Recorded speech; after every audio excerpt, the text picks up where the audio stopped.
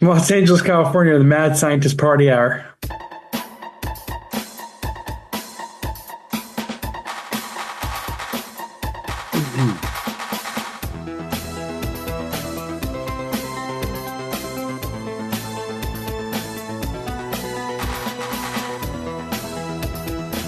Greetings there, fine friends, and welcome back to another episode of Mad Scientist Party Hour.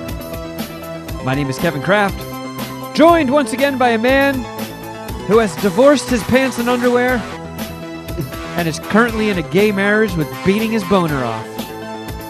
That's Jeff Clark. Happily gay marriage. Sup, Illuminati?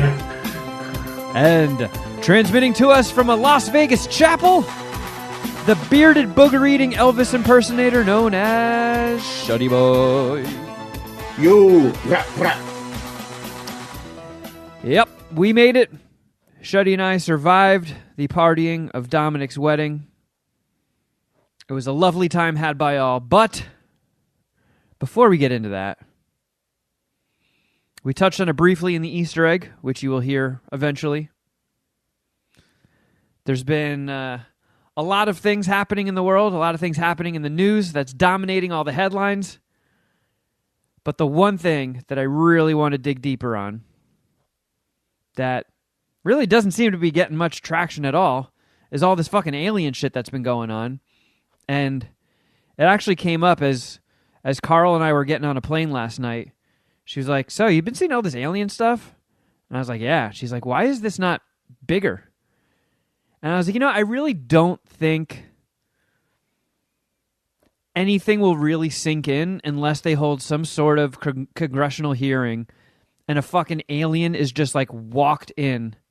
And not like, a Marvel alien or something. I'm talking about a fucking little gray man, nude, giant head, dickless, pussyless, big black eyes. That's all people want to see. If it had a big dick, would we all hate it? Yes. Oh, yeah. Would, right? Yeah.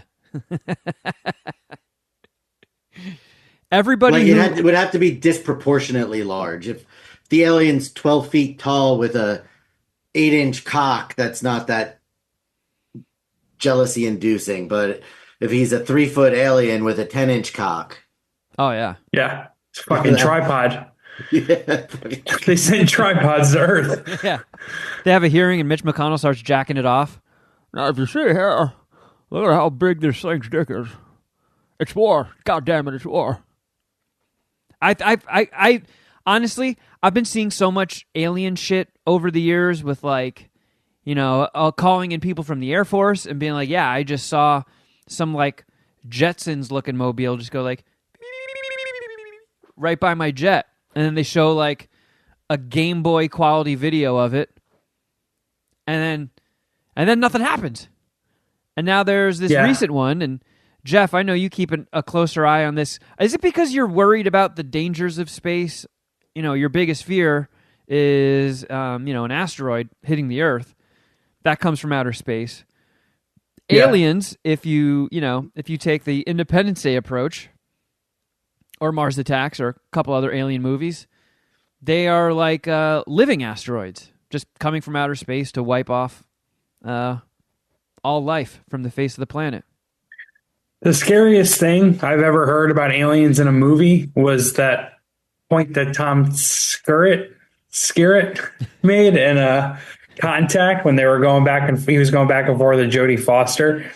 I think it was Jodie Foster's character he was going back and forth with, but he made the point of like do humans think any different about killing an insect? Because that might be the situation with aliens, where it's like, oh fuck, that is terrifying. Yeah. They could just wipe us out, and I think it was like they just stepped on an anthill in their heads. Well, fuck. I always tried to look at it reversed. Like some of the ways that I've heard scientists talk about it is we've scanned a lot of stuff kind of in our neighborhood, and anything outside of our solar system, there's nothing here, other planets that could support life. And anytime they're like, hey, scientists thinks they found some planet that is in the sweet spot in its solar system that could potentially harbor life, and it's always just like, you know, 1 trillion light years away or something crazy like that. But like, if we went to one of those places, the you know, technological advancement we would need to be able to like send ships to. Yes, that would be great. Do you have my email on file? Oh, we might overhear somebody's password in the background, Jeff. Yes, ma'am. Sorry about that. I'll close my door more aggressively. Just so we don't hear the last 4 digits of anyone's social or. But like, think about it. If Earth had the technology to reach a planet, you know, that's just unimaginably far away, we would have to be so advanced. And like, would we send? Who would we send? Like, all right, we found a planet that has life. Now we're gonna go fucking check it out. Like, would we hang out in orbit really far away and send a message, be like, hey, you know, just checking in. Want to see if you guys have any brown sugar? Well, the only Don't thing want to scare you, but we're around. The only thing I have to contribute to this conversation is I did see a headline, and I don't know how accurate it is because I did see it on the site formerly known as Twitter. But they are talking about, for the manned mission to Mars, about only sending women or men, not a mixed crew, in order to prevent them from having sex with each other on the 1.5-year trip. Because they don't want anyone getting pregnant. More than likely, that is, yeah. Could you? I mean, it's 1.5 years each way, so somebody gets pregnant. It's a fucking Martian. That would be sick. That would be sick. Well, Jeff, since you don't get automatic citizenship anymore for being born here, you wouldn't be a Martian either. That would have to apply. It's not internationally. What is it? It's interplanetarily, I guess. Yeah, intergalactic. No, it's not a different galaxy. That joke didn't coalesce the way that I envisioned it in my head. Didn't congeal like you expected it to, huh? No, it did not. It's all good. Well, I am privy to all the UFO news because one of the writers at Outkick is like a big, like he always writes about UFOs. Like whenever there's like an update or there's a news story, he'll write about it. And he actually doesn't believe it. I don't know. His whole very nice guy, but his steez is a little weird. Definitely doesn't line up with sports, with us, MSPH, Puminati. But like, I think he's a nice guy. But he's like kind of a military hardo. He's I don't know, whatever. He's Republican. Obviously, you guys don't really fuck with the Reds. And hey, let's not put that out there. We don't want to be put in a camp. Yeah. All hail Supreme Leader. Don't arrest us, please. Yeah, I think the Democrats and Republicans are homo, so it's all good. Anyways, it doesn't jive with his personality, but he covers it because maybe it does really good page views. I mean, it should, right? Alien shit. I click on all of them, but one of the news updates that he pointed out, and I'll just read you the headline in the first 2 paragraphs of this. This is from the Wall Street Journal. Former Pentagon official on UFOs says we are not alone. That's the title. Doesn't say says there. It's a colon, but whatever. First paragraph, UFOs are real and Americans deserve to know the truth, former government and military officials told a congressional panel Wednesday. We should not turn a blind eye, but boldly face this new reality and learn from it, said retired U.S. Navy Rear Admiral Tim Galat, who said he saw a video of inexplicable flying objects during naval training exercises nearly a decade ago. Yeah, and I think this is just like the thing that is irritating to the Rob Sprances. It's like, well, how many times do we have to see grainy Game Boy footage of, a smudged blur flying across the screen before we get something more tangible. I mean, it's getting to the point now where, special effects, AI, all the stuff that you can just do with your damn phones is becoming so advanced and so realistic looking that by the time anybody does decide to be like, all right, well, yeah, we have this actual fucking footage we shot of this alien, people are still just going to either be like, well, that's faked, or it's like, well, I want to watch the Paul brothers do their edgy jackass content and ding dong ditch somebody. Like, I'm too busy watching the Paul brothers open toys on YouTube. Yeah, I understand for it to be aliens to be accepted on a mass level, an alien's gonna have to show up and hold a press conference. Yeah. I get it. But I mean, it doesn't even have to be necessarily that blatant for me. I think that if they just came out and said more than I've seen unidentified flying objects, that someone would actually have to come forward and say, I've seen an alien. That wasn't in the National Enquirer. Yeah. I guess. But I mean, this is like a no bullshit rank U.S. Navy Rear Admiral. This guy's saying, I've seen video of inexplicable flying objects. We've had Navy Air Force pilots say that. And they're not crazy. And I am not disputing that there are unidentified flying objects. What I'm saying is we can't just naturally jump to aliens until somebody says that there's actual aliens. They're just unidentified flying objects that could not be identified. Gotcha. There are people that have worked in Area 51. What's this guy's name? Bob Lazar, who said that he's worked on alien technology, and he said he's seen aliens. Like, they had to fucking have one in Area 51. And most people kind of chalk him up to being a kook, but I don't know, maybe not. Also, like, in terms of like capturing one, or I don't know, seeing a great image of it, like, do you guys accept maybe the possibility of time loopholes, space holes, and like different ways to like maneuver in and out of dimensions that maybe our civilization just doesn't have technology to do, but an advanced civilization does? I mean, sure. Like, I would say we don't even fully understand what the fuck a black hole is. So if some alien race that developed before we did, and their tech is so much further than ours, they're like, well, we already figured out, we know all the ins and outs and every property of a black hole. We've been able to mimic that or harness it and turn it into fucking wormhole travel or some shit. I would imagine that is true, but if like as a society, the way we've reacted to all this shit, the government can just come out and be like, yeah, we have for decades been in touch with alien races, and we do a little bit of sharing back and forth.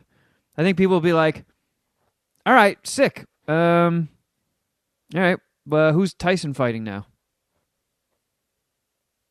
Yeah, I hear you. The article, further along in the article, this guy, Luis Elizondo, a former Department of Defense official, he urged Congress and said to Congress, let me be clear, UAP are real. And he added, there are advanced technologies not made by our government or any government and are monitoring sensitive military installations around the globe. Supposedly there have been sites of unidentified flying objects around like nuclear bases with like nuclear weapons, which would kind of make sense. I mean, logically, like, hey guys, we got to monitor this shit. You guys are fucking with power. You don't understand.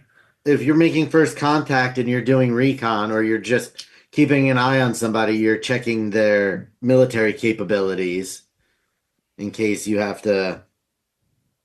I mean, that's pretty nice of them to like babysit us like that. Put a lesser race in their place. Like, think about it. If we sent some sort of discovery craft to a planet that we knew had an advanced civilization living there, or a somewhat modern civilization living there, and they got shot down and killed, Earth would be like, all right, well, we are now fucking going to knock that entire planet into the sun for retribution.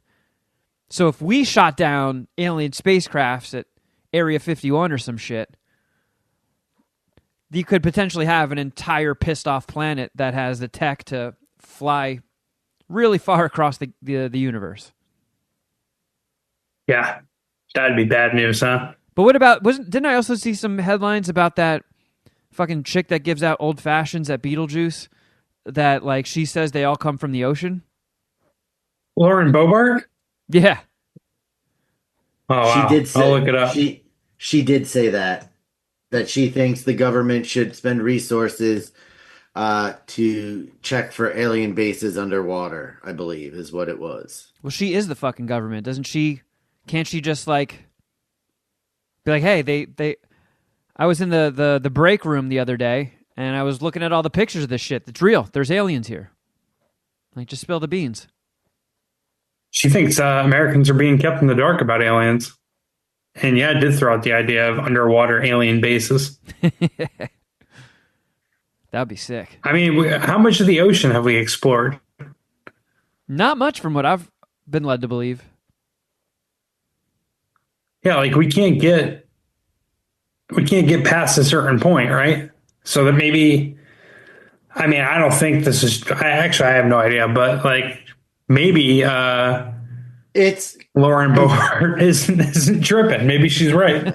Listen, it's completely feasible that if they have the technology to travel thousands or hundreds of thousands or millions of light years to Earth, that their ships would be able to handle a little bit of water pressure.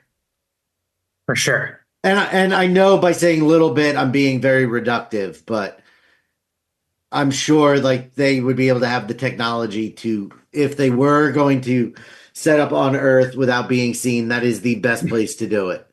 Well, we have to be reductive when discussing aliens and our understanding of science and physics, right? Because if aliens exist and if UFOs have alien manned UFOs have come to Earth, then like clearly they have a higher technology and they're thinking on a different level than us. Well, when I said they got here, I know it's thousands upon thousands of pounds of water pressure. That's more what I meant, is that when I said a little water pressure. I just I get you though. Somebody correcting me that it's more than a little. Well, I think the deepest part of the ocean is like the Mariana Trench, and James Cameron went there, right? So I think we have been about as deep as you can go in the ocean. I just don't know if people have necessarily mapped it. I don't know how advanced sonar is. So if you could just scoot around the ocean all over the place and just keep sonaring and be like, uh-oh, underwater alien base.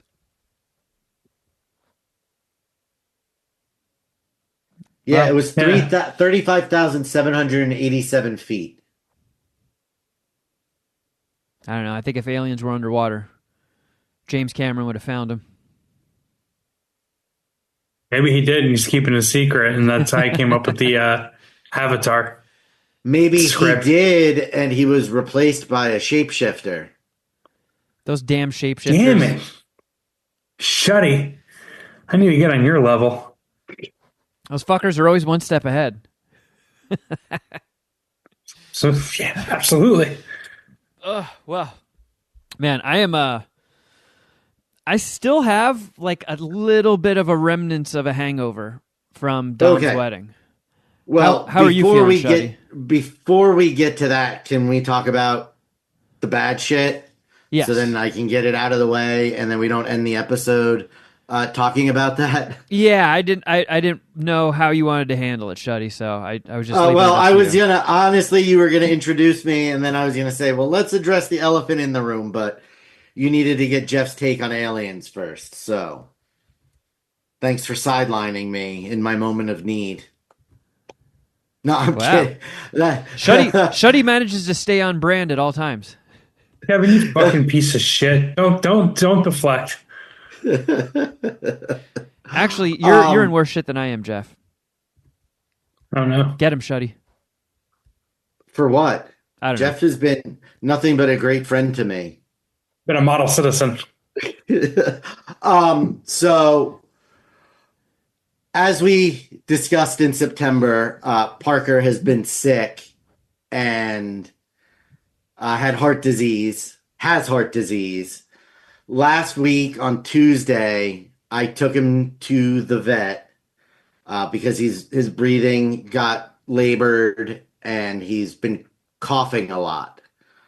And they did additional chest X-rays, and his heart had enlarged more, and fluid was building up in his abdomen and around his heart. Ugh. So he had to stay at the vet all day on Tuesday. Hold on, I have Bon Jovi playing in the background, and I don't want to hear "Shot to the Heart" while I'm telling this story. No, it's a little inappropriate, Bon Jovi. Too soon. Yeah, for real. I meant it more because it's just such a fun song. But yeah, it is a little insensitive, John. I'm gonna go deface your rest area in New Jersey. Just jerk off on it. So what they told me at that time was that he, the right side of his heart was failing. And so it wasn't going to be too long, but they couldn't say how long. But they took a liter worth of fluid out of him on Tuesday, which equated to roughly 3 pounds of fluid. Oh my God. So he'd gotten better. The coughing stopped. Like things were not on the mend. I don't want to say that because they were very clear what the outcome would be. So it wasn't like I was thinking he was bouncing back and everything they told me was bullshit. But there was like glimmer of hope that things would at least stay similar to what they are or what they were. Then this morning when we got up and I gave him his medicine, his gums were white and the inside of his mouth was like ice cold. Holy shit. So I called the vet and they told me to take him to an ER vet right away. Yeah, I mean, white gums. I don't even know if I've ever heard of that. So it means that the oxygen level in his blood is severely diminished. Ugh. So I took him to the ER vet this morning so they could check him out.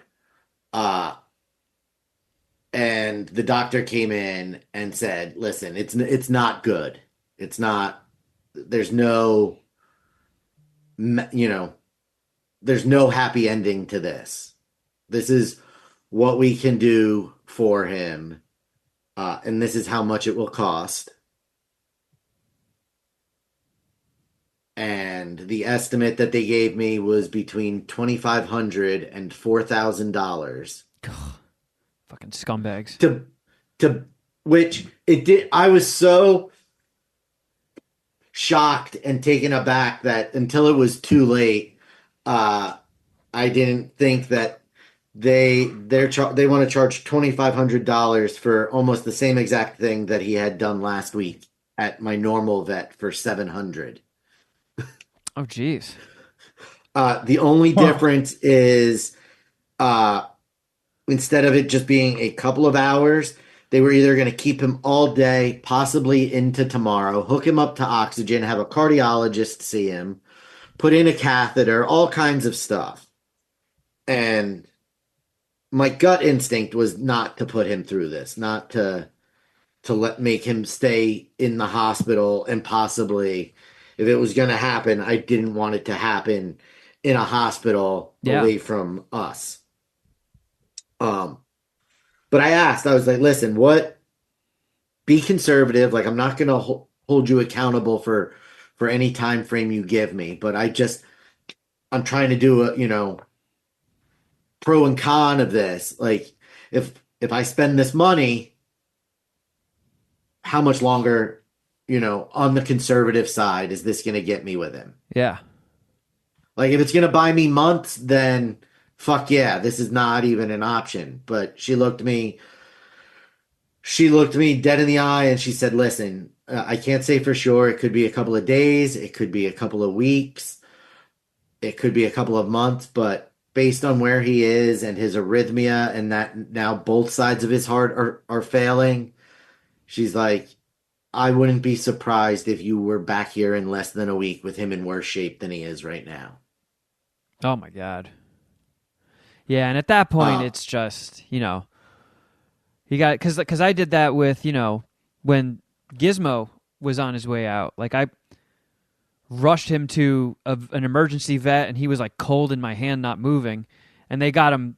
They were like, they got him back, and I'm like, oh, I never thought this would happen. They're like, but you got to come and immediately say goodbye to him. And he had like tubes hooked up to him. His fucking hands were pinned back. He looked freaked out. I'm like, well, this is going to haunt my dreams for the rest of my life. So, I feel you on that, Shuddy. It's like, as the owner,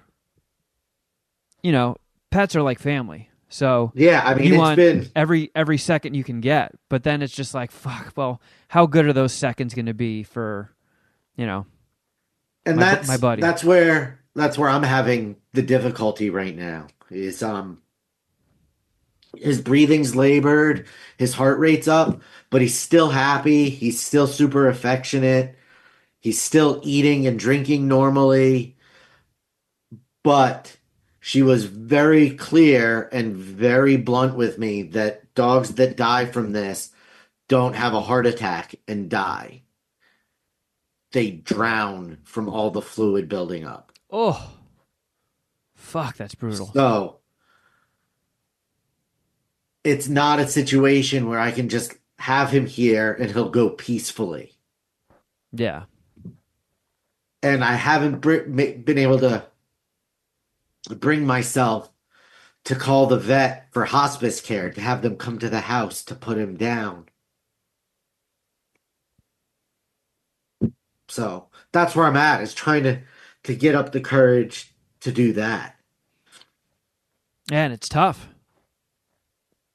To like make that conscious decision to like, for the benefit of your buddy to just get a little less time than maybe nature would allow for you. But, at the end of the day, it is kind of the right call, and it fucking sucks. It's absolutely brutal. So I'm sorry, homie. I know it's got to be impossible.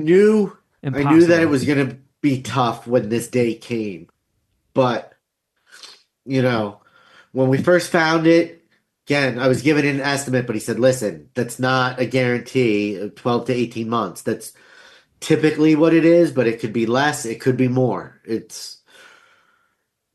So while I thought I was preparing myself for the moment, I thought I had way more time. So I obviously wasn't preparing myself enough, because this is way more difficult than I ever thought it would be. Yeah, I can imagine. It's fucking terrible, dude. I feel for you. My little lady's getting up there in age, and I don't know. All this stuff makes me nervous and bums me out, and whenever I think about it, I have to like kind of scream that thought out of my head. Like, I know, and I mean, it's not that we're morbid or anything, but Sharon and I have had this discussion that they're all getting older, and so this stuff is going to start happening, and we need to make the call when it's best time for them, not for us. Yeah. especially Parker, because he's the sweetest of all of the dogs. And I don't want him suffering for even a second. Yeah, it's a really difficult decision, you know. That's the thing with pets, you know, the bill doesn't come the day you buy them. The bill comes, you know, when you got to say goodbye. It's fucking tough. It's a steep bill. It is. It is very steep. So yeah, that's I figure we get it out of the way now, and then we can talk about the fun stuff. Yeah. Well, I'm sorry You you guys got to are, go through all this, Shuddy. Thanks, dude. man. Thanks. You I guys appreciate are that, guys. stronger than me on this because I will not be talking about that publicly when the day comes. So, Well, Yeah. a bunch of when we first talked about it, a bunch of Puminati reached out and told me that they hoped he would do well. So part of it is, I want to give everybody an update, and also for anybody who thinks that it's pussy shit to feel like this about pets. I don't want them to feel that way. Like the kids grew up, I had dogs. Like they've been my kids. He's, with everything that I went through when we got him, when he got sick, when he got fixed, like he's the first dog I raised by myself from a puppy. So yeah, I that's can't brutal, imagine man. it's going to be easy with any of them, but it's especially hard with him, I think. Yeah. Yeah, that's rough, man. Well, if you need anything throughout this whole ordeal, you got us in your corner. I appreciate that. For sure. You know, telling telling the kids and everybody was rough. Having to call Dom and tell him as they're packing for their honeymoon to Japan was even more rough. Yeah, I bet. But wedding weekend was fun as hell. Yeah, I'm glad we got to have like a big hurrah before dealing with the heaviness of the real world. Yeah. But And it was a hurrah. oh boy, was it ever. Yeah, I'm still suffering the consequences of my actions right now a little bit. I didn't have a hangover yesterday. Yeah, but you didn't. I guess you did. You did go kind of hard. I did not go. I mean, You went hard early, and then kind of rode that reeled wave. it in. Yeah, Yeah. I kind of That's just exactly what happened. I did the marathon. I did the slow and steady, and at the end of the night, Carl was like, "I can't believe how much you fucking drank." She's like, we don't drink that much," and he's like, "I can't believe how much you put back." I mean, I was at the reception for 15 minutes and I was drunk. Yeah, Shuddy got there. I think first. Shuddy was like, "Gibbs, I'm drunk. I call shotgun." Well, so here's how it happened. I have no alcohol tolerance anymore. Yeah. But all I ate was a donut in the morning while we were all getting ready and a couple of grapes, and then hadn't had anything to eat when we got to the reception and started slamming back 100 proof Southern Comfort. Yeah, that'll do it. I was I held off on any sort of cannabis enjoyment until much later at night. But I know some people were taking rips, before going into the church. Which, by the way, beautiful service. It was a very lovely service.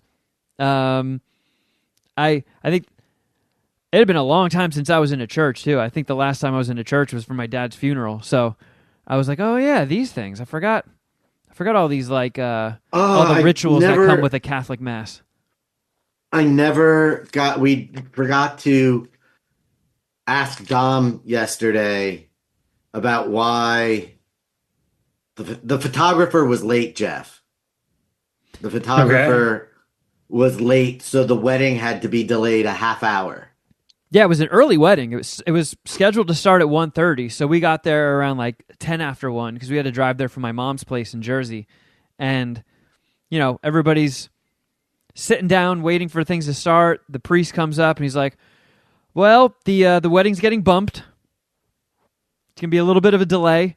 And it was all because the photographer got lost. His exact words were, due to unforeseen circumstances, the wedding will now start at 2 p.m. 2 p.m., the wedding will start at 2 p.m. Yeah, all because the photographer got lost. Which, how do you get lost going somewhere in 2024? I never got the exact what the exact issue was. I asked Dom after the service, and he's like, Tiffany said she'll talk to me later about it. And I was like, okay. So I meant to ask him at the reception. But good service, quick. It was just over a half hour Catholic wedding, which was, I thought we were going to need to be buckled in for a much more time-consuming process. Yeah. They did their own vows, and hers were excellent, and they were very long.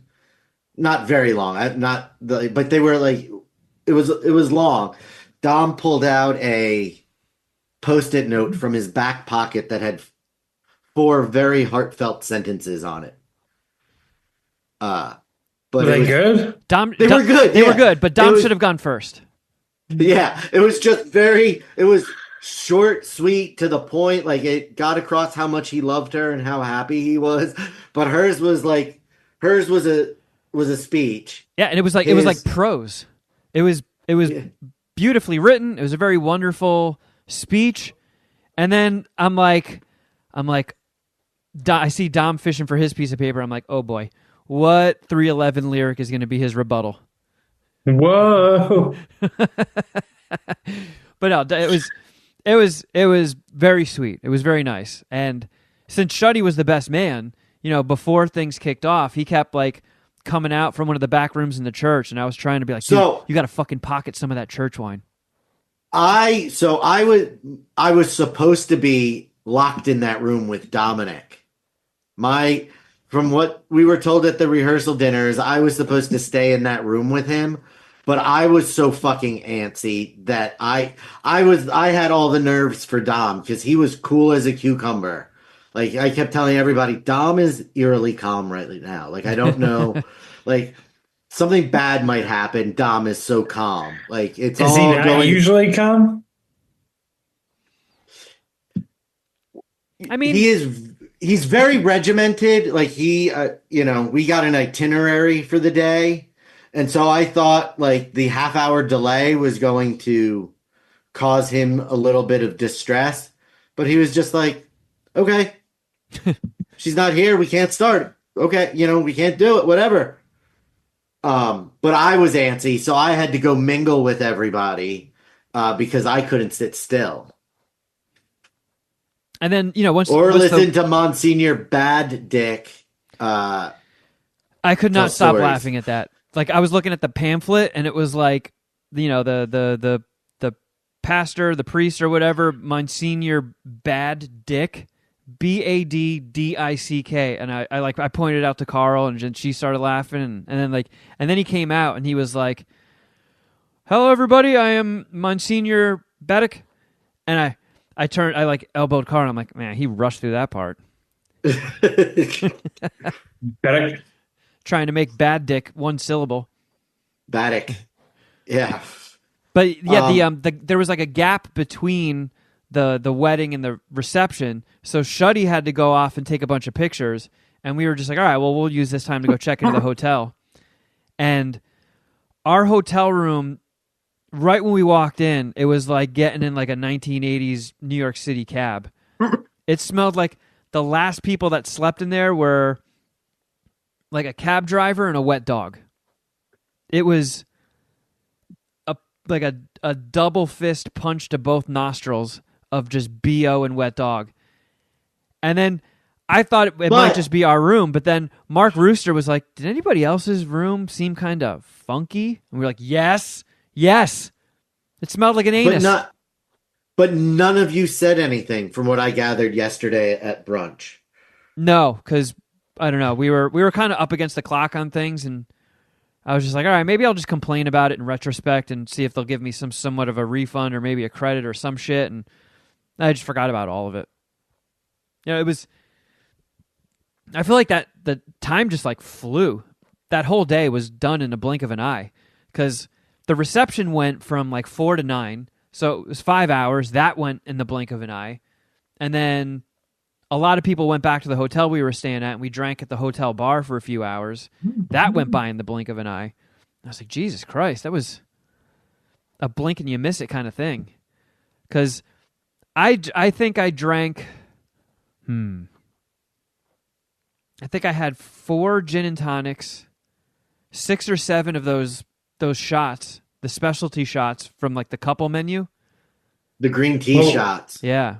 Nice. So it was Jameson, peach schnapps, and sour mix. Yeah, That's awesome. They went down like water. So we did a lot of those. Then I switched to beer, and I had like, I don't know, 5 or 6 beers maybe. Spaced out over a lot of time, but it kind of kicked my ass. I had a little bit of a hangover yesterday, a little bit of a headache, still lingering today. But things kicked off once, all the formalities were done, the speeches, the first dances and stuff. The DJ immediately like shit his pants. He started playing like the first song of the night for like, yay, it's party. Hits play on a song. 30 seconds in, it like stops, and then it's just dead air. Starts playing again, freezes again, then just switches to a different song. Then that song dipped to like near non-registrable audio levels. You could barely hear it, and then it like shot up after 10 seconds. I was like, is this guy okay? I think he tried to do, Dom's son wanted to do a dance to Beat It, and the guy played Beat It at like 0.25 speed. And Dom's son was like, I wanted to dance to this, but it's going so slow, I don't know what to do. So he just walked off the dance floor. Then it played 2 more times in a row. So this guy played Beat It 3 times.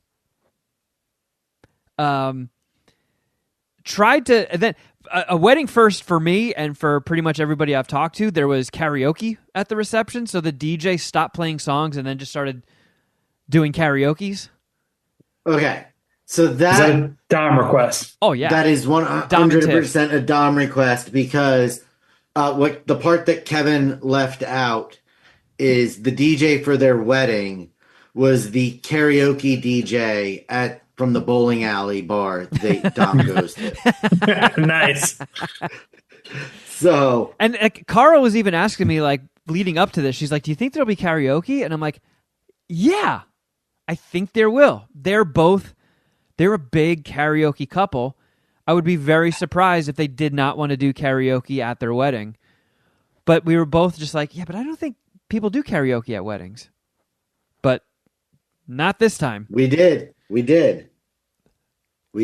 And I was sitting with Mr. Ski, he was one of my roommates in college, and he was getting so angry with the DJ. He was like, look at this. There's no one dancing. It's this fucking asshole's fault. I'm going to go talk to him. I'm going to go talk to this guy. So he like kept going up and like chastising the DJ. For some reason, he could not let it go that he wanted to hear a Killers song.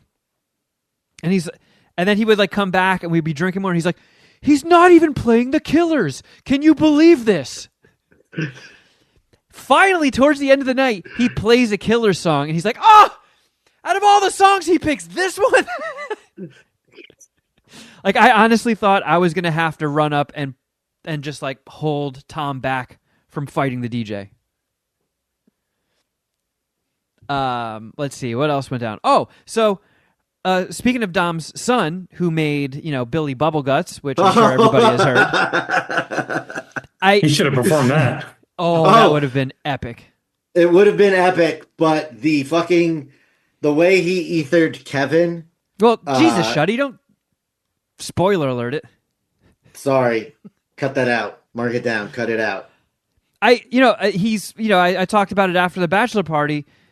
He makes all these like videos and stuff, and him and Dom watch horror movies and stuff, and he'll come up with an idea for a sequel to horror movies that don't have a sequel, and then he'll direct Dom and they'll act it out and edit it together and stuff. And I was like, man, that's so fucking cool. I wish I had somebody pushing me like that when I was little.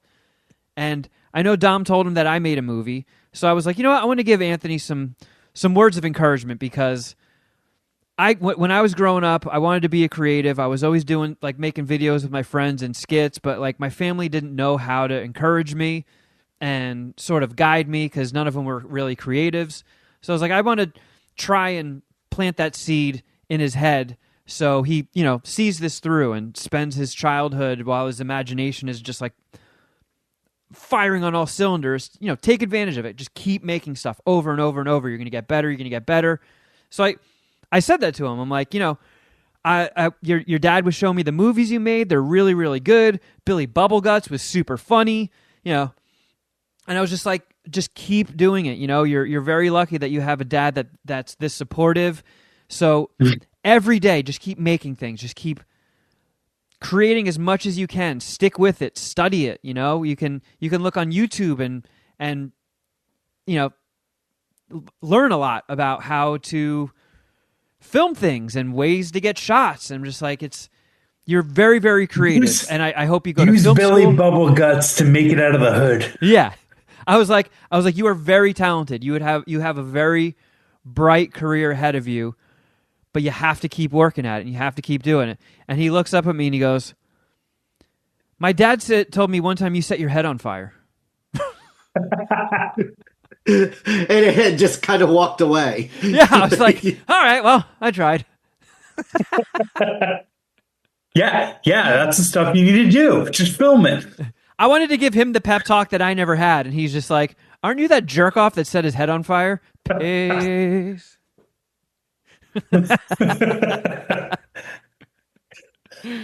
Yeah. That's the last time you'll ever give a youngster advice, huh? No, I mean, it was an overwhelming situation. He's at his dad's wedding. He's young. He's like, man, I gotta mentally prep for my beat it routine later on.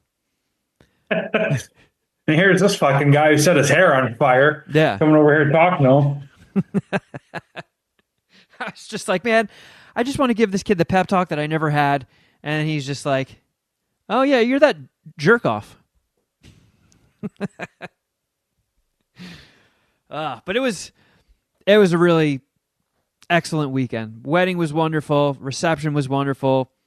Super, super fun. Shuddy and all them coming out to the wrestling entrance music at the reception was very entertaining. There was like a luchador mask bit that went down. So that's a funny story, because I didn't realize that the dude who did the wrestling introductions was one of Tiffany's friends. I thought he was with the DJ. So I'm all wasted telling Dom how I want to sing Ice Ice Baby karaoke. And they're over there, and the dude's like, we have luchador masks. I was like, I'll wear one of those. And he goes, oh, I think we have an extra. So they were all a group of Tiffany's friends that I just fucking barged into and was like, give me one of those luchador masks. Fucking nerds. And then they didn't know the words to Ice Ice Baby, so I had to take it over and tore the fucking place down. Oh, yeah. At least how I remember it. At least how I saw it in my beer goggles was like, I epic. It was like that moment in Beer Fest when Jay Chandrasekhar thinks he's like flirting with like, you know, some smoking hot lady, and then at the end of the night, the next morning he wakes up and like, dude, do you remember what happened last night? And that shows what really happened, and he was just like sloppily wasted, just like all in the face of Monique, and then just having like disgusting sex with her with like mustard and putting a plastic bag over his head. But no, Shuddy, you were not having mustard sex with Monique in real life. You actually did crush that performance. Well, that's good to know. It was funny because I feel like I was with you, and all of a sudden, Ice Ice Baby starts playing, and you were like, wait a second, nope, fuck this, and just like bum rushed this big row of people, snatched a mic, and did the entirety of Ice Ice Baby without looking at the screen, so you could just be a showman and be in your element and give 110%. I mean, I don't think Vanilla Ice has ever put on a performance of Ice Ice Baby that well. So shout out to you. Thank you. Did you go ahead, Jeff? Is that what you posted on your Instagram? Yeah. Or the story? Yeah, it was on my story. I didn't even notice the notifications until today, and it wouldn't let me see them. Dude, the fucking audio, like the audio for Instagram stuff for me is just like, it's a coin flip. Sometimes it'll play and sometimes it won't. Piss me off. And I kept like getting out of my app, closing it, opening it back up so I can hear you. Cause I figured it was Ice Ice Baby. I knew that was your go-to karaoke song and you had a lot of Vanilla Ice energy out there. Looked exciting, but I couldn't fucking hear it. I was pissed off. So nobody told me when it was starting. Like I was on the other side of the room. I heard the first bar kick in, or the first line of music, and I bolted over. And they didn't know the words. I was rapping away from the screen with no words in front of me perfectly, to the point that one of their wives yelled at them to give me the microphone. And then that's when I took it over. And then halfway through the second verse, I had a luchador mask on my head. Oh, yeah. And Shuddy gave his best man speech. How big was the wedding? I would say there were probably 100. I have a hard time judging crowd size. Me too. Like other people. But I would say probably there were 8 people at a table, and there were at least 12 to 15 tables. So in the neighborhood of 100. Yeah. That sounds about right. Shuddy, how did you feel doing your best man speech? I mean, nervous as shit. I mean, I was wasted. That's exactly why I was as drunk as I was, as quick as I was, because I was terrified of doing that. I'm not a big public speaker, but I think it went well. I tried to go off, do it from memory, and I kind of rambled a little bit. So for some reason, I didn't enjoy having my phone in my hand. So I kept putting it back in my pocket and then having to go back and find out at what part of the speech I was. But I mean, overall feedback, especially from Dom and Tiffany, was very positive. Dom asked me today for a copy of my speech, and he said that he thinks you might have recorded it. I did film your speech, yeah. So he asked me to ask you if you could put it in the "What the fuck did I just watch?" drop Google Drive for him. I should be able to do that. Yeah, it's an 8-minute video. Oh my god, it was that fucking long. I rambled on. Oh my god. I do know that when I was like, now on to Tiffany, and paused and what everybody said was a little bit of an excessive amount of time before I let on that I actually like her. There were audible gasps when Shuddy was like, and now on to Tiffany, who is a bit much, and I did not like her at first. And everybody was like, whoa, Shuddy, Shuddy. The exact words I believe I used was, she didn't know any of this, but I thought she was too much. I was miserable that she was coming to the Misfits concert with us. Everybody's like, And oh. she did not know this, but she was, I saw her as an adversary. Yeah, and everybody at that point, well, I like mean, Jeff- we were Jeff like, read dig this- up, Jeff- Shuddy. Jeff proofread the speech, so he knows what I said. Yeah, and I felt like I was like, oh, I've been in her place before. Jeff could commiserate. Yeah. Well, I went out and got a beer at some point in the night, and Dom was at the bar too, and he was like, "Man, I didn't know Shuddy didn't like Tiff at first." He's like, "Man, that was all news to me." I was like, "Yeah, that's the perfect time to find out, right?" Well, At this point, I just assume Shuddy doesn't like people at first. I wasn't going to tell him because he liked her a lot, and I didn't have any real reason not to like her. Like, it wasn't like she was a bitch or anything like that, but because she was encroaching on my mans, I can't get in the way of that, you know? Yeah. No, it was fun. I do know there's a couple of things that I was fuzzy on that I at the end of the night that I had to be reminded about. Oh yeah. I was talking to Brad and Christy.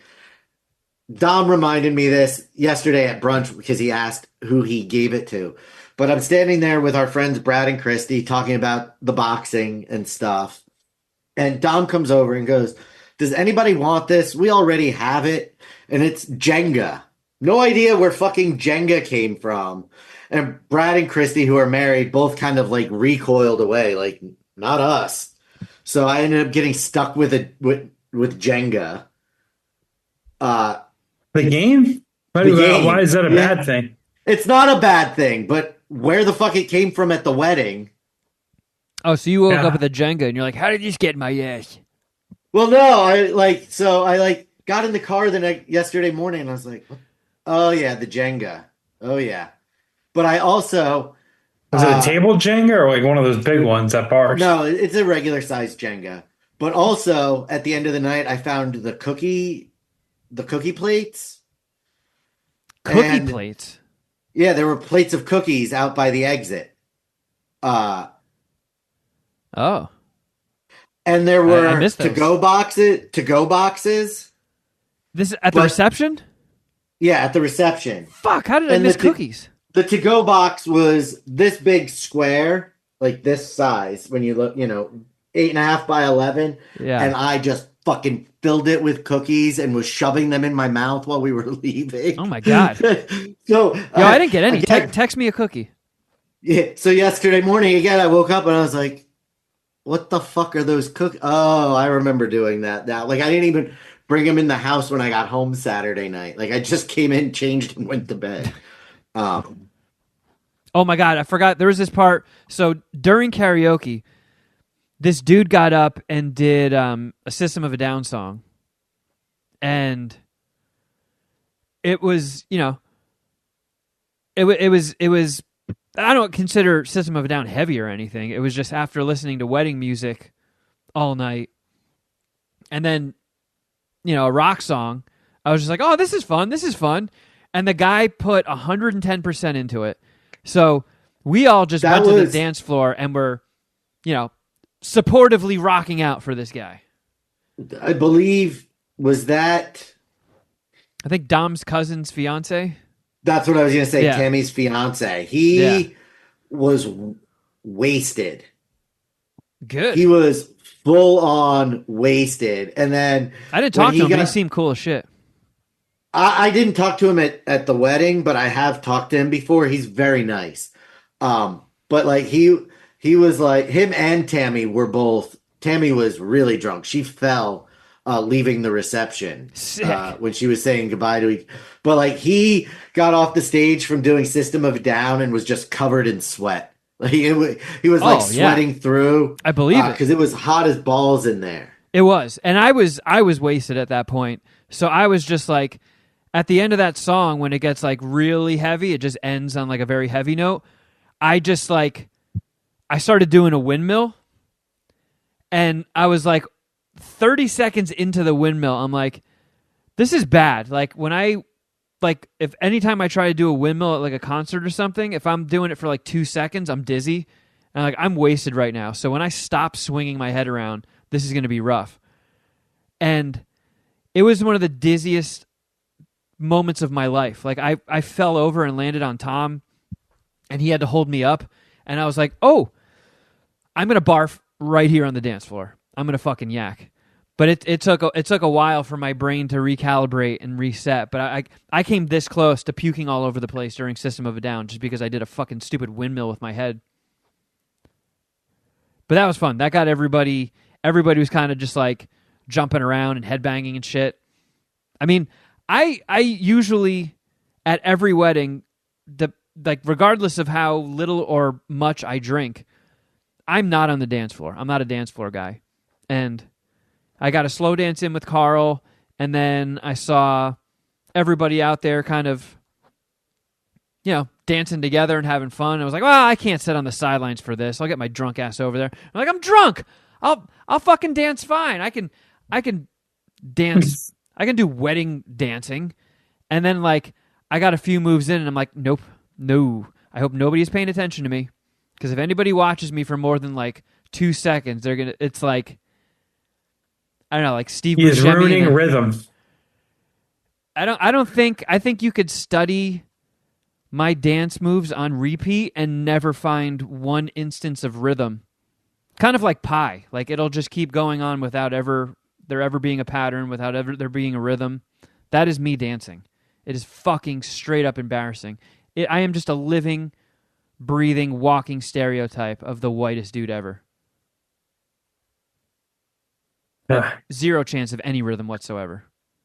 Dude, I'm the same way. I hate dancing. I almost never go on the dance floor. But that's Kevin how you know. dragged me and got me out there for a little while, and I even slow danced with Mr. Ski. Yeah. I mean, that's how you know it was a good wedding. I got on the dance floor, which fucking never happens. So it was a great time. I told Dom and Tiff they got to do it again next year. They will be 6 hours into their 14-hour flight to Japan at this 24 hours from now. Whew. Where in Japan are they going? Tokyo. Nice. Yeah. She's been there before. He never has. So I could see Dom perhaps on like day 3 being freaked out by the food. But they do have like McDonald's and shit and KFC. So I feel like if Dom is just like, look, I've had all the exotic Japanese food I can handle for now. I need a day or 2 of double cheeseburgers. That option's there. There were so many different styles of sushi that I feel like you could mix that up and not get so sick of it. I mean, you got ramen, you got tempura fried things. Yeah. I mean, I had sushi for breakfast a couple of days when I was in Japan.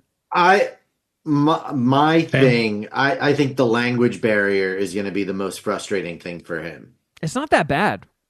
A lot of people in Tokyo speak English. Okay, but one of her friends from Korea. Oh, that's right. Yeah. And her husband are meeting them there to do things with, and the husband doesn't speak any English.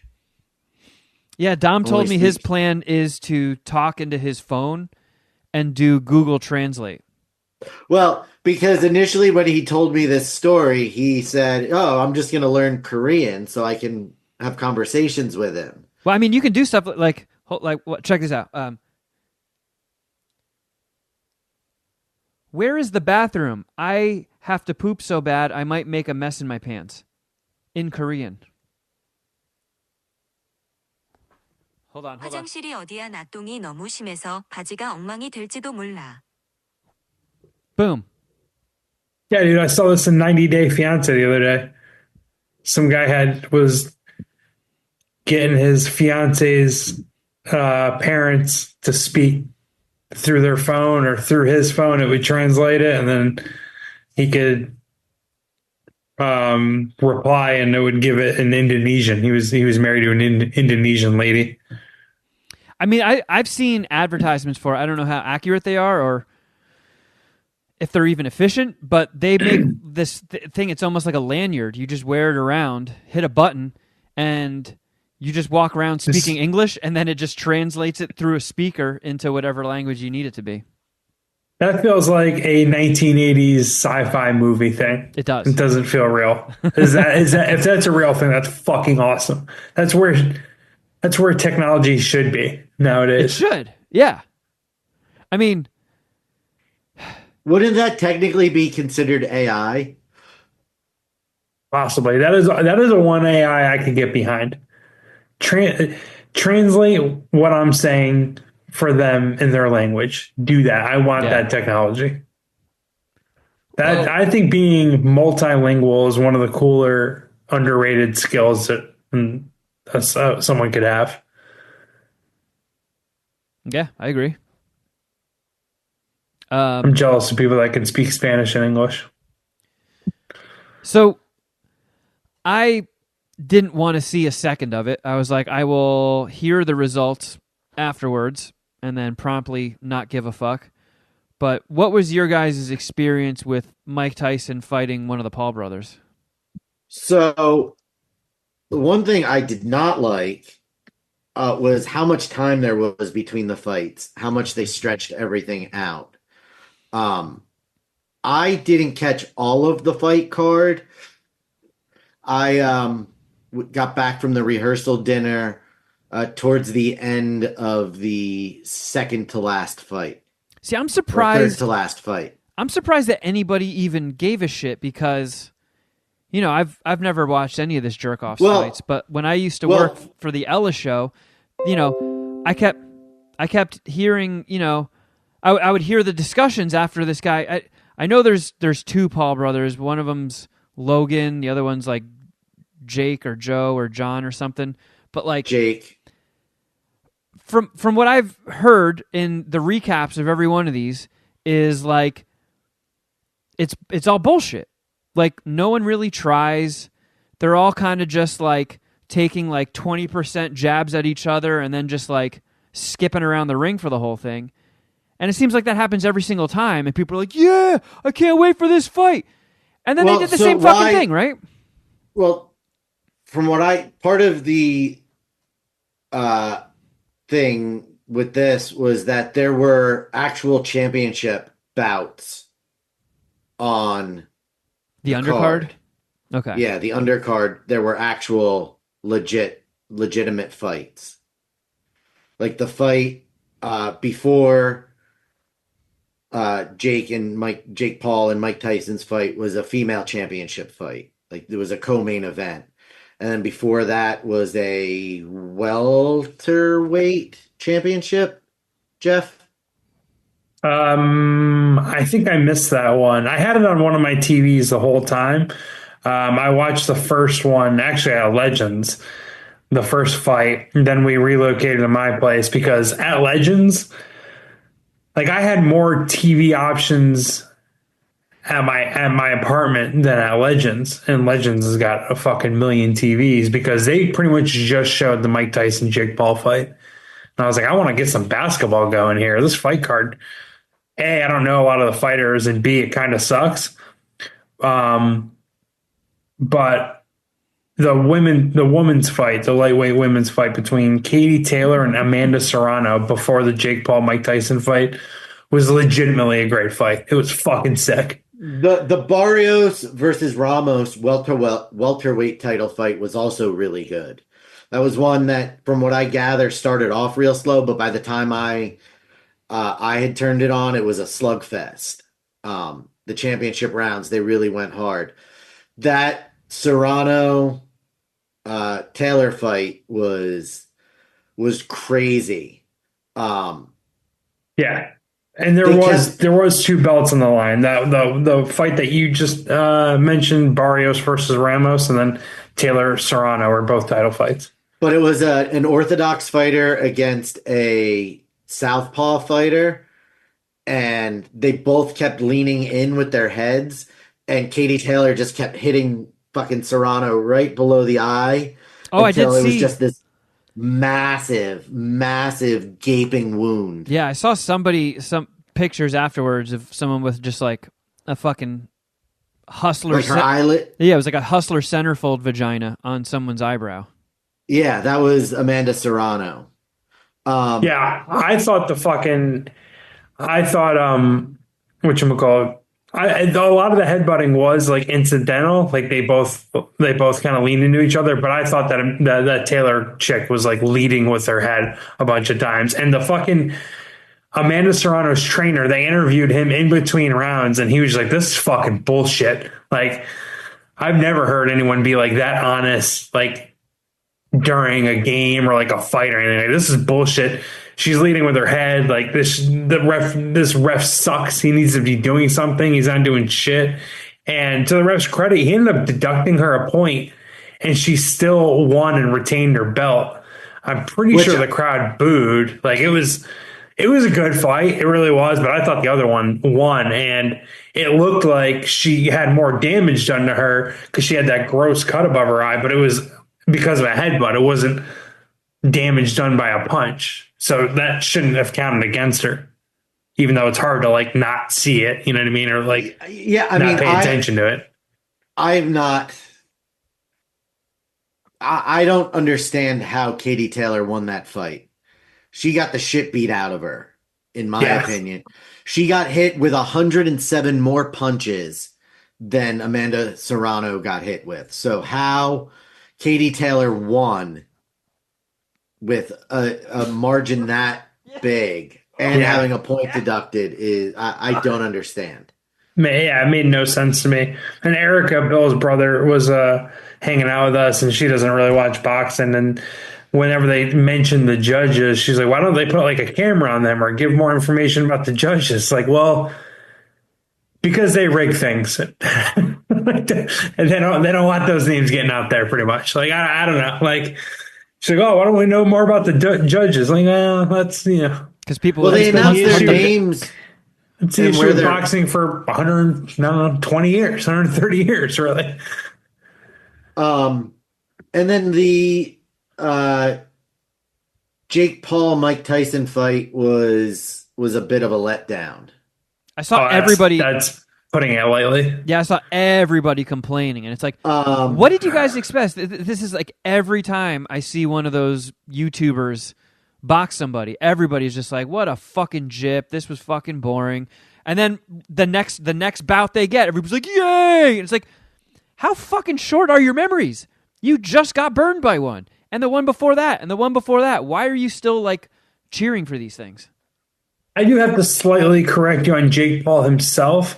He's gotten a bunch of knockouts against shitty competition. It probably was lame fights, but he has like dropped people before. Oh, really? But the thing the thing you're talking about where it's like they're kind of pulling punches, they're not going as hard. Like that was definitely a situation here.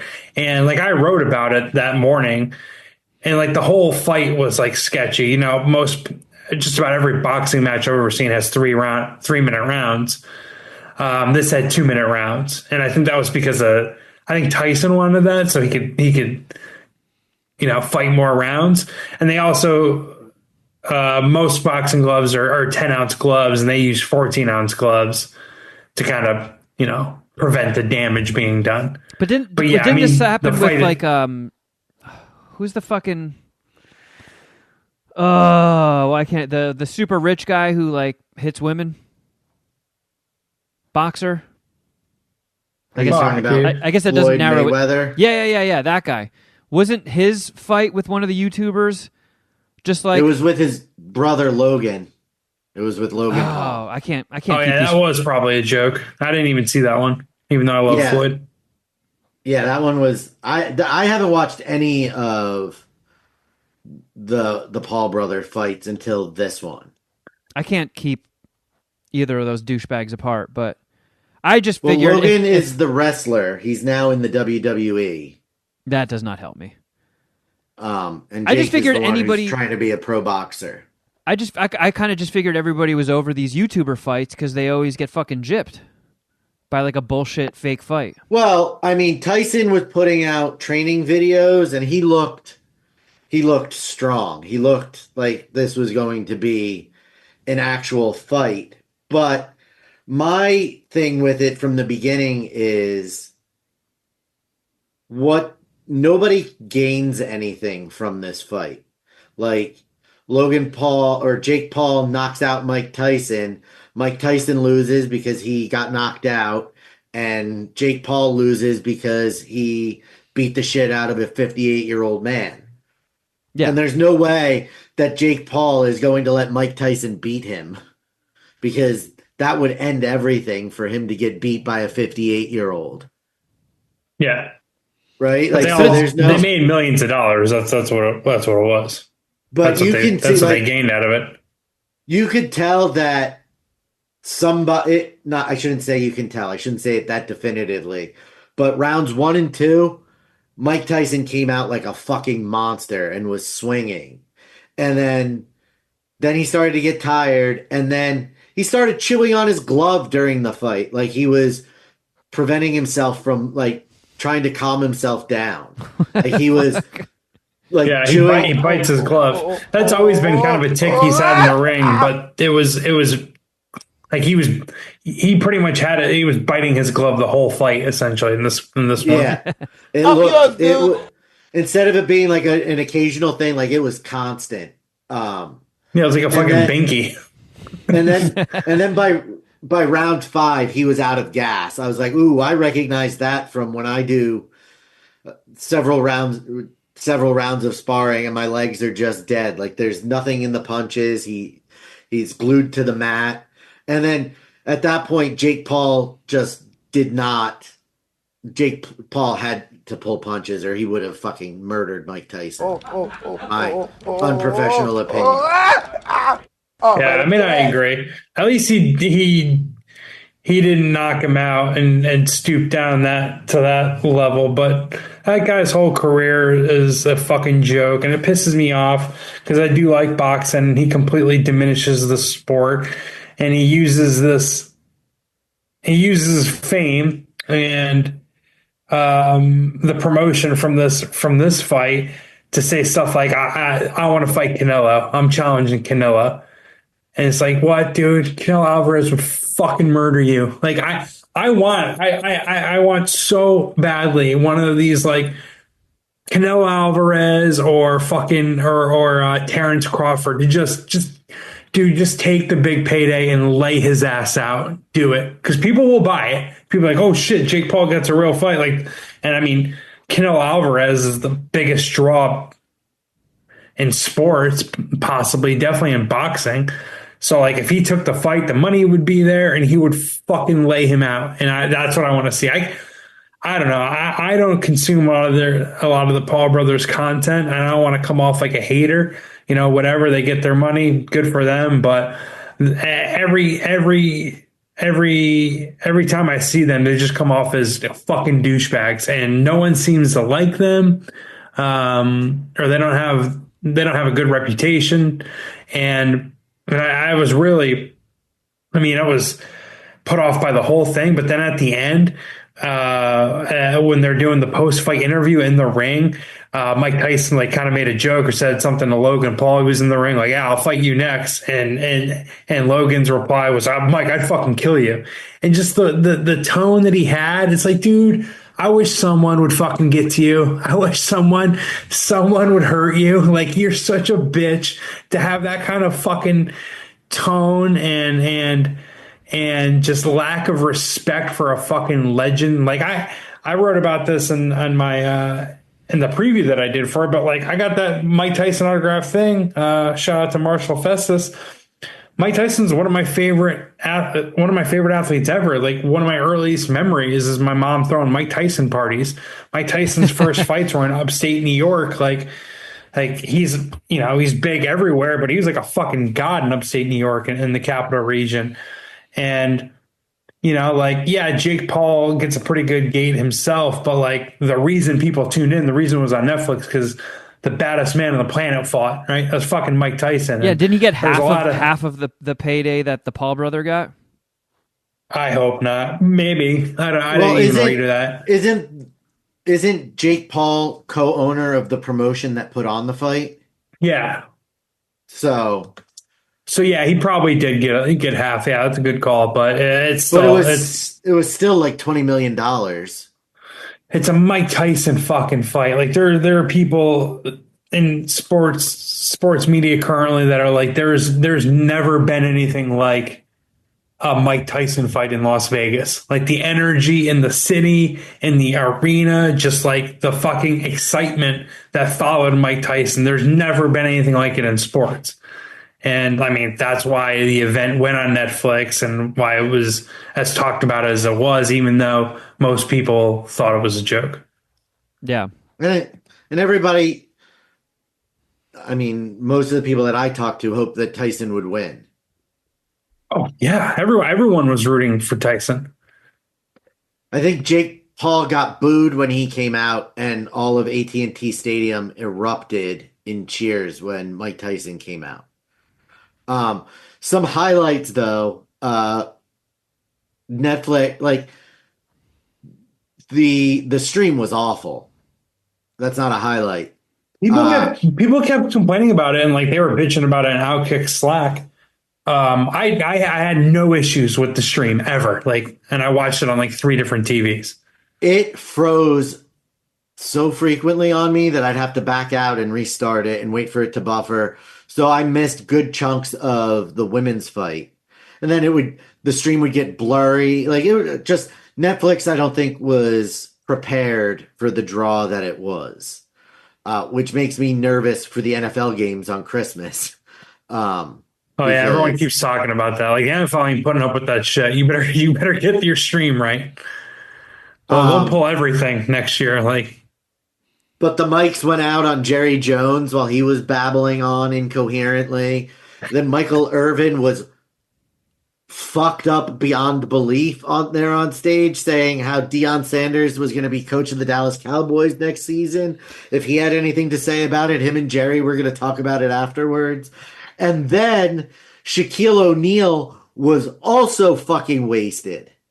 Yeah. They interviewed him and he was just drunk. I text Jeff, I was like, how much alcohol does it take to get a human that size that drunk? Also, and like if Shaq gets wasted and then when he breaks the seal, is that like a 20-minute piss?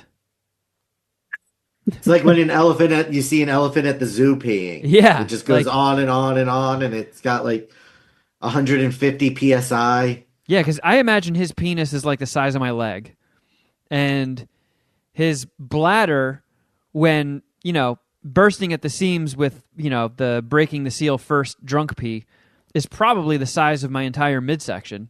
So, like, that's probably a very, very long piss. Shaquille O'Neal has to pee longer than the average human at any given moment. Probably. Like yeah. he probably takes as long to pee as the two of you guys do to take a shit. I take a while to take a shit. And Shaq most of it isn't even pooping. Shaq brings a newspaper into the bathroom with him for a number 1. Should have read while pissing. Poor timing on Saturday. My 20-minute shit almost made me late to when I needed to be at Dom's parents' house Saturday morning. Cut it real close. I got there right on time. I should have just pooped at their house. You would have been late. You would have been later than the photographer, though, so you've been all right. No, that's true. That is true. Maybe that's what happened. Maybe the photographer had to take a big duty, and they were just like, we're going to give the photographer an extra half hour. Just to shake that turd out. Yeah. So is this going to sour any future viewings of a Paul brother event for you guys? I was never interested in watching him anyways until he fights a real fighter. He's fought one boxer in his career and he lost. Like, go figure. Oh, no shit. If this was not on Netflix and was a pay-per-view, I would not have watched it.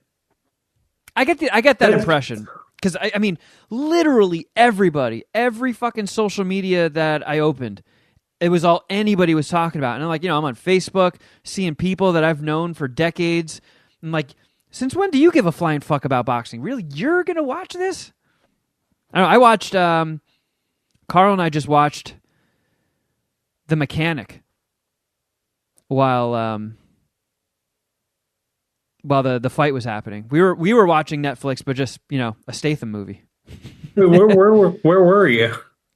At my mom's house in Jersey. They weren't watching Mike Tyson? Well, our flight got in around 8:00, and then we stopped and got food at the Cheesecake Factory, which was wonderful. And Of course. by the time we got back to my mom's place, it was like a little later in the night. She immediately went to bed. My stepdad was just, playing poker on his iPad. And he was like, you guys put on whatever you want. And I saw the little box for it. And I'm like, man, this thing is going to break records for Netflix, but I'm not contributing a watch to it. Fuck them. They can't have my watch. I'm going to give it to Statham. So yeah, we watched The Mechanic. Well, it's a bummer the stream sucked. Otherwise, it was awesome having it on Netflix because, pretty much everyone has Netflix. You don't have to shell out an extra $80, $90 for it. Exactly. That's why I'm not going to pay a pay-per-view to watch a gimmick fight. Yeah. Yeah, I'll never pay for a Jake Paul fight unless he is fighting Terrence Crawford or Canelo or Dimitri Bivol. Because then it's a Terrence Crawford fight. Then it's a Canelo Alvarez fight. It's not a Jake Paul fight that you're tuning in for. We're all tuning in for the train wreck of him getting the shit kicked out of him. And I feel like all you have to do is open up Instagram the next day, and you're gonna fucking see the money shot, and you don't have to sit through all the bullshit. You don't have to put any money in their pockets. You find out the results. You see, hopefully, the combo that puts him on his ass. And then you go on with your life. I'll pay for fights here or there. I paid for the John Jones fight Saturday at Madison Square Garden, which the card itself was pretty good. The John Jones fight was okay. It was sick because he beat the fuck out of Stipe Miocic, and it just wasn't competitive. He got his ass whooped, but there was a lot of action. It wasn't just a lot of sitting there not doing anything, these guys playing with their dicks or whatever. John Jones fucked him up. But outside of John Jones, Canelo, Terrence Crawford, I don't really, there aren't a lot of fighters I'm willing to pay for. So that makes sense. Man, we still have a decent amount to cover here. Well, I guess some of it can bleed over into Patreon land. I do want to say real quick, I guess I'll save a more in-depth version of it for next week, but I did get to the Mess Hall Film Festival on Tuesday and Wednesday of last week for the first showings of the short film that I directed, along with the 8 other ones that were included in this. And just as a quick refresher, there's this restaurant in Los Feliz called Mess Hall, and the bartenders and the staff that work there, almost all of them are aspiring actors and creatives. So a few years ago, John Bangle and Andrew Pack, they both work there. They had the idea to start a film festival, and it's not like awards given out or anything. It's done by people that work there and in that restaurant's orbit. So they all have the whole gimmick of it is you have to shoot it at Mess Hall. You get one overnight to do it. So this year we started at 11 p.m. and had to be wrapped by 7 a.m. So it's very, very fast paced. You don't get the usual amount of setups that you would on a film with more than one day of shooting. But it's all done by people that are in-house. It's really fucking cool. All the shorts turn out so goddamn good. It is fucking impressive. It's so fucking impressive. And these shorts, my jaw was on the floor. They were so good.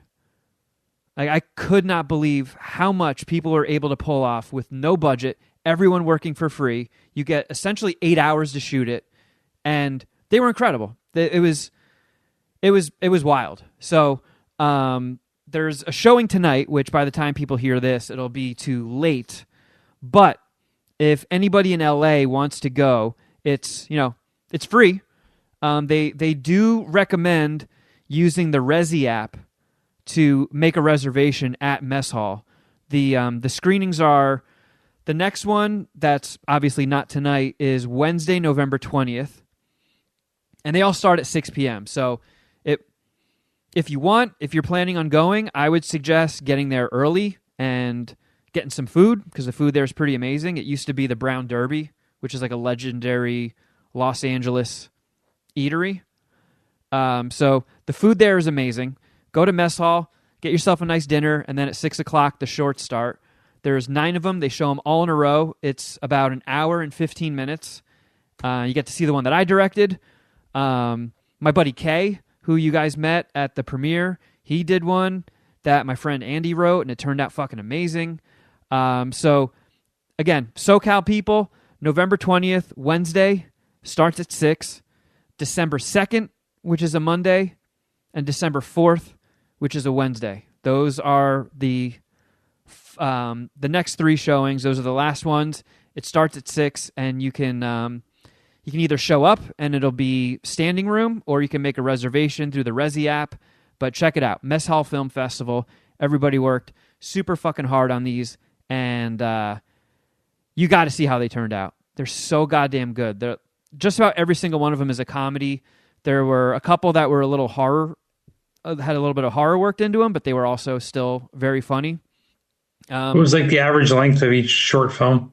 Well, the one I did was the shortest. That one is 6.5 minutes. But the sort of the rules for writing a script for it, I didn't write mine. I just directed it. But they had to be like 10 pages or less, and it essentially translates to 1 minute of screen time per page. Sure, one page is usually 1 minute of screen time, right? Yeah. So, if anybody's interested in checking it out, I'm going to be going to these, so you can, hang out, have a drink with me, watch some really cool stuff, and have a fun night. It's a fun night out. But I'll get into more stories about it next week. But one thing we do have to get to is the NFL Pick Them. I forgot all about the NFL Pick Them, which I watched more of the NFL this week than I usually do, and I think if you combined all the time, it would probably be like 2.5 minutes, because there were games playing at the airport. And there was game. By the time we left brunch yesterday, there was a game on. Oh yeah, didn't watch that. And I also forgot all of the thems that I picked. So I saw some results of some games, and I was like, shit. I know we picked them on that, but I don't know who I picked. Well, let's just get right into it. Well, there were only 2 win-loss record combinations this week. 2 out of the 4 of us who picked went 4-2. 2 out of the 4 of us went 3-3. Hopefully I'm part of the 4-2 crew. You, Jeff, are part of the 3-3 crew. Jeez fucking Christ. Josh is part of the 4-2 crew. I forgot Josh participated. A fucking sham. But Kevin was also part of the 3-3 crew. So Fuck. I, as part of the 4-2 crew, have tied up the overall standings. Big fan of Wiener. Big fan of Wiener. How many games am I back? 10 now. 10 games. 10 games. This is trouble. This is a lot of trouble. Yikes. So, let's get into it. The first game we picked was the Miami Dolphins against the Los Angeles Ass Rammers. Jeff and Kevin and Josh all picked the Rams. I was the lone Dolphin picker. Clean sweep across the board because everybody picked the Eagles over the Commanders. Did the Eagles win? The Eagles did win. Wow. A little sketchy for a while there, but they ended up pulling through and covering. Shout out to getting points. Then in the Cleveland Browns versus New Orleans Saints game, Jeff and Josh both incorrectly picked the Browns. Oh, yeah. Yep. I learned my lesson with them. In the Edgar Allan Poe's versus the Pittsburgh Steelers. Jeff and Josh did pick correctly when they chose the Steelers. Fuck. Thank God. Then in the Kansas City Chiefs versus the Buffalo Wild Bills, Jeff and Kevin both incorrectly picked the Chiefs. Oh shit! The Queefs got defeated. The Chiefs got defeated. Then I chose incorrectly the Bungholes to beat the Chargers. And the three of you picked the Chargers. Yeah, take that, Shuddy's bunghole. Kevin and Jeff 3-3, myself and Josh 4-2. So Shuddy, does that mean we're tied? Kevin and I are tied in first place at 38 and 28. You scumbag. Jeff by himself in the rear at 28 and 38. Dicks in my butt. Yeah, So- pretty much. So the games we are picking this week is tonight's Houston Texans versus the Dallas Cowboys. I am picking the Texans because fuck the Cowboys. This is a Texas Civil War here. Yeah. Which, funny enough, when the Dallas Cowboys entered the league in 1960, they were the Dallas Texans. Good fun fact right there, Shuddy. And what are they now? The Dallas Cowboys? Oh, that's right. So you know them. It's one of the few teams you probably know. Who are the Texans then? Because they're still a Houston. thing, right? They represent Houston. Now they represent Houston. Oh, God, I'm an idiot. Okay, well, Shuddy, I believe you're being blinded by the hate in your heart, and I think the Cowboys are going to win. All right, cool. Thank God. I'm taking the Texans. Uh-oh. I just stepped in shit, didn't I? Yeah, hopefully, but who fucking knows? Who fucking knows? That's the fun of the pick, then. Right, I'm 10 games behind. What can I say? That pick was dumb. What the fuck? What the fuck do I know? I mean, they are heavy underdogs. They should lose, but it's football. Who fucking knows? Then we have the Pittsburgh Steelers against the Cleveland Brown Eyes. Oh. First place and last place. First place playing last place in the division. I'm taking the Steelers. Well, yeah. I mean, you kind of have to, right? Well, we'll see. Here comes Jeff. Here comes Jeff. No, I'm going to take the Steelers. I need to gain ground, but this isn't the spot. I'm not going to take a stand here. This game does feel weird, and it's supposed to be the first true weather game of the season. They're calling for freezing temperatures, precipitation, which could be rain or snow, and 20-mile-per-hour winds. So it could be an ugly game. In that case, turns into a coin flip, but I'm not. I'm going with the Steelers. Next game, making his 2024 season debut, Tommy Cutlets is going to host the Tampa Bay Buccaneers for the New York Giants. What does that mean? Who?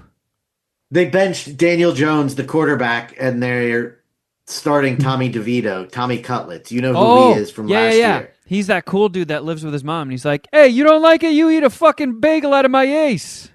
Yep. Yeah. So I am actually going to break from tradition and my normal feelings, and I am going to take the New York Giants in a momentum game where they rally behind Tommy Cutlets and they take the win against the Buccaneers.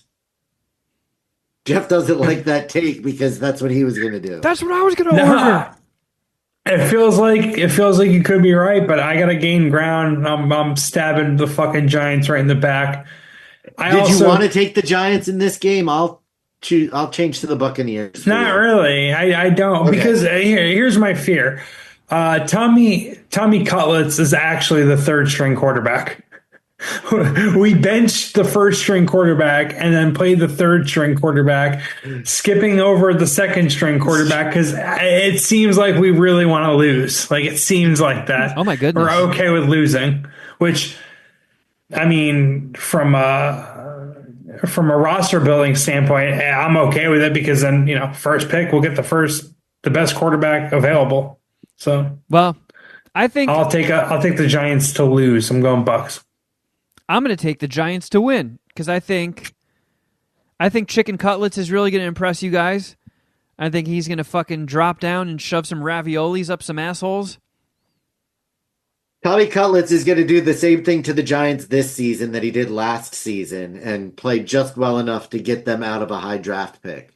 But I have a lot of fear. I'm very afraid of that. And like this is the issue with Daniel Jones and why he's such a fucking pussy and why he fucking sucks. Tommy DeVito was 3-3 last year, and they had the same fucking team. Like, he actually could be better. Like, Daniel Jones is just a limp dick bitch. But I'm just hoping. Oh man, this would be the second time this happened, right? Didn't I pick the Browns over the Giants, and you guys both picked the Giants? And that's like one of my losses this year. It would be brutal to take another one like this. Yeah, he's going to make you fucking eat his moots. Oh, also real quick, we didn't mention this, but I put this in the group chat. I was on TV last night talking about NFL Week 12 lines. Good thing the NFL pick them didn't come up, because then I would have been like, hey, you know what? Maybe you should bring Kevin Kraft on here to talk about this stuff. For the record, that was week 3. We all picked the Browns to beat the Giants, and the Giants won. Jeff, what channel were you on? The Spice channel? It's called VSiN, Vegas Sports Information Network. It's a TV and TV, radio, podcast network dedicated solely to sports betting. Nice. Like Outkick, they treat me really well, and I like it there and all that stuff. But VSiN's pretty sweet, and I was pretty excited to be on their airwaves yesterday. It was like the Ocho. It's available on YouTube, on the YouTube, one of the YouTube TV sports packages, but it's not a widely available network. And if you're not someone like me, you're probably, I know you definitely haven't heard of it. I'm assuming you haven't either, Shuddy, right? Brent Musburger owns it. Like, he quit broadcasting and started this company. Kevin, do you know who Brent Musburger is? That sounds like a football name. I mean, he's been doing sports commentary for our whole lives, and most of our parents' lives. Doesn't he? Guess what his middle name is? No idea. Jeff. I was going to go Gerald. Pooping Kathy. His middle name is Pooping Kathy. Woody. Brent Woody Musburger. He was in Waterboy. He was one of the commentators in Waterboy. I'm more familiar with the commentators from basketball. I didn't realize he was 85. Yeah, he's old. Man. Wait, who? Philadelphia Spread Eagles versus the Los Angeles Asshole Rammers. I'm taking the Birds, of course. I think I'm going to take the Birds as well. All right. I mean, I'm on the fence with this one. The Eagles are fucking awesome. They're balling right now. But I need to gain ground. I love the Rams. I think the Rams can beat anyone. It's weird for these East Coast teams to play late night primetime games out west. So yeah, I mean, because it's an 8:20 game, which means their bodies are thinking it's 11:20. Yeah. So it's typically been an advantage for the home team in those situations. But I mean, that on top of Sean McVay and Matt Stafford, I'll take the Rams. All right. And then in our 2 could go anywhere games this week, or either way, the New England Patriots versus the Miami Dolphins. Ooh. Their records are comparable. I'm taking the Patriots. Drake May seems to be making some headway and kind of balling out a little bit. I think Dan Marino is going to put on an isotoner and fist you right in the ass, Shuddy. I'm going with the Dolphins. Okay. On that show that I was on last night, the Patriots plus 7.5 was like my first look, my first lean. I mean, they could still cover and lose. But I'll ride with Shuddy on this one. I'll go with the Patriots. The Patriots are 7.5-point underdogs in this They game. were last night. I think it's been moved down to 7. I think people bet but it. Still, that's a lot. Yeah. And why do you think that is? Like, the Dolphins don't have that great of a record. It's because of how good they were expected to be coming into the season versus how bad the Patriots were expected to be coming in the season. A lot of people are excusing the Dolphins' bad record because their quarterback got injured for half the season. But as I said on that TV show last night, they haven't been very good when he's played. So I think the Patriots cover, and yeah, I'll ride with you. I don't know. I was jealous of that pick, so I'll just make it as well. Go Patriots. And then the final game, it is the 6-4 Arizona Cardinals against the 5-5 Seattle Seahawks. Nice. I'll go Cardinals. That's my best bet of the week. So go ahead and fade it if you want. I'm taking the Seahawks. I forgot. Two birds. What are you going to do, Kevin? What was the first bird again? It's cooler. The flamingos? The Arizona Cardinals. Oh. Cardinals are kind of like wiener birds. They're cool looking, though. Yeah, but they're not beating anybody up. You know? Definitely not a Seahawk. Hawk's in the name. And if depending on the way you pronounce it, it could kind of sound like a quack. It's true. I don't think you need anything else in your side, Kevin. Sounds like you know who to pick. Yeah. I'm going with the cockbirds. Beautiful. All right. So I'm up on a bunch of these games from you guys. I can actually gain some ground or work on my Super Bowl shuffle routine next week. Fuck, I forgot there's like stakes here. I feel like the hardest, like if I lose, which is, always a strong possibility. The biggest uphill battle for me is just going to be memorizing things. But I think you can. I think you'll be able to pull it off. I'll make it happen. It will happen. And it's just one verse. It's just one verse. You don't have to do the whole the whole shebang. All right. How about whoever does it has to do it nude, and you just have to bleep out your privates in the video?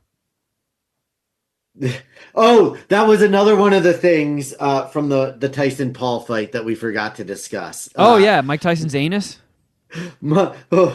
I could not stop laughing because he was interviewed by his son. So he was standing there, Donald ducking it in nothing but a jockstrap, talking to his kid. Kissed his kid, said, "I love you."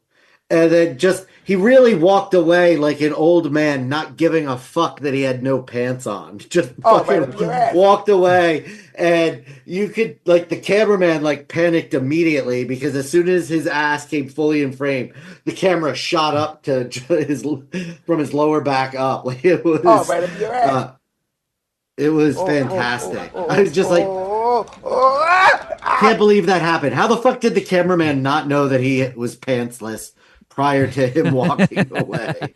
Yeah, why don't you just get him to put on fucking pants before you do the interview? Dude, put on some shorts.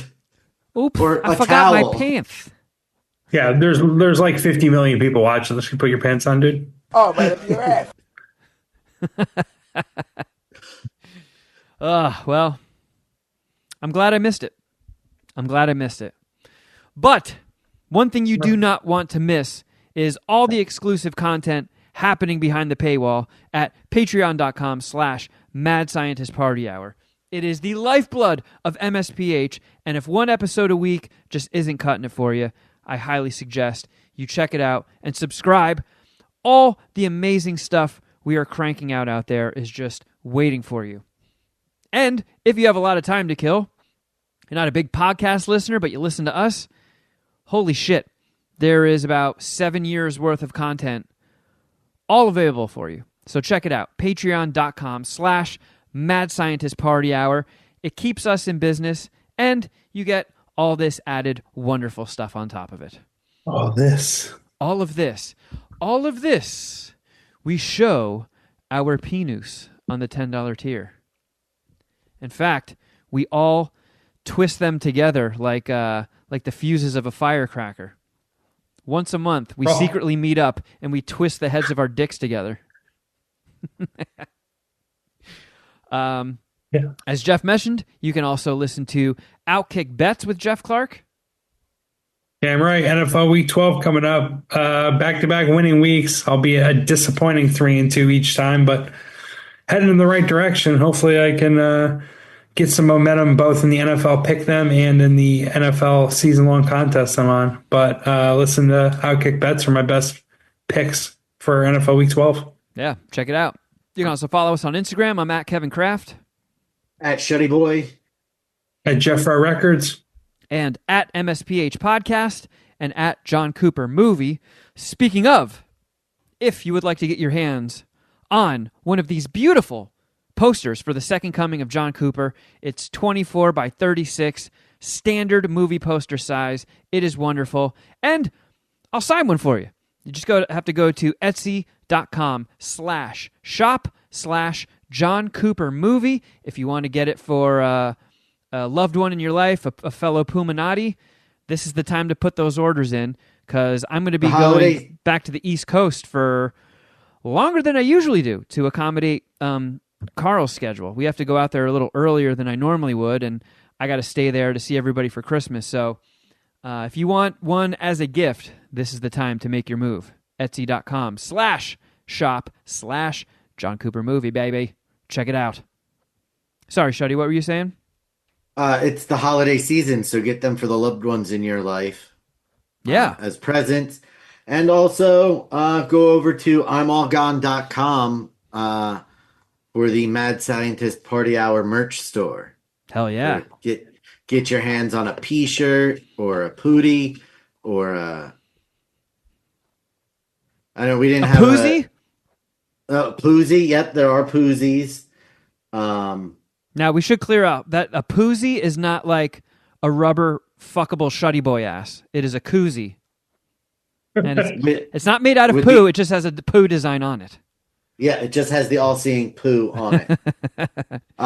There's also a crew neck. There's all kinds of goodies. The Poo-Tang Clan shirt. Yeah. Check it out. Get a poster. Get some merch. You don't want your family to think you're a bitch. Which... those mistakes. Dom wore the 90s t-shirt to brunch yesterday. And...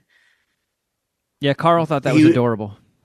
What I liked was that questions were being asked about the podcast, and instead of having us field them, Dom was doing all the answering and doing the press for us with Tiffany's friends. Oh, that's good, because I was too hungover. Yeah. I looked at Mark and I was like, it's really nice that Dom isn't deflecting the questions to Kevin and I, and he's just handling it. Yeah, that was much appreciated. All right, everybody.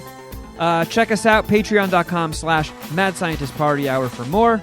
And until next time, something.